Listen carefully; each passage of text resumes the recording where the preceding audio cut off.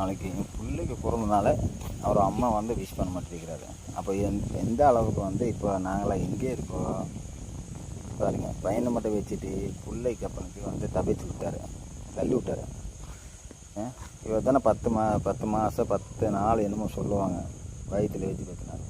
இப்படியே ஒரு அம்மாவை மறக்கிறதுக்கு, புருஷன் மறந்துட்டு பிள்ளை மறந்துட்டு இது ஒரு வாழ்க்கையே வாழ்றியா நீ?